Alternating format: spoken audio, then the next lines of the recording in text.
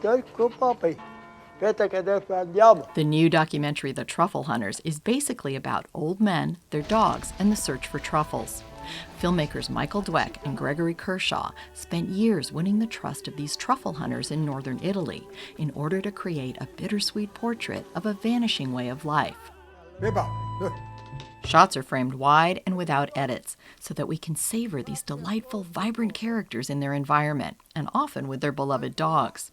It's a film that celebrates tradition, dedication, and most of all, passion. This documentary is as rare and delicious as the white gold these men seek.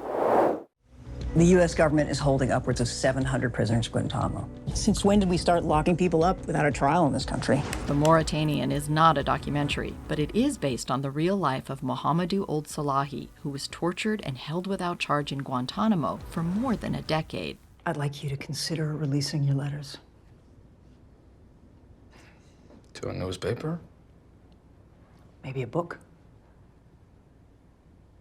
People need to read your story for themselves. And it'll put pressure on the government to give us a court date. The film's not flashy or artful, but it is one fueled by outrage and rooted in a deep sense of humanity and empathy, thanks to the compelling performances of Tahir Rahim as Salahi and Jodie Foster as his lawyer. What if you're wrong? We're not. What if you are? You built this place. You abandoned all of your principles, all of your laws, and you were wrong. The film's a vivid reminder not only of the horrific injustices the U.S. government has committed in its war on terrorism, but also that there are still men being held at Guantanamo. Where I'm from, in Mauritania, we know not to trust the police. But never did I believe that the United States of America would use fear and terror to control me. Edie, how are you feeling right now? What are you feeling? That it's really difficult to be around people.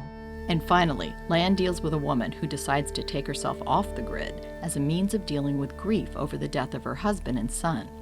A story about self-imposed isolation takes on new layers as we watch from quarantine during a pandemic.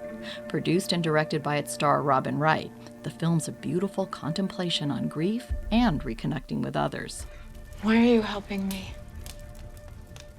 You wouldn't make Beth. So enjoy what films may cross your path this weekend. Beth, Accomando, KPBS News.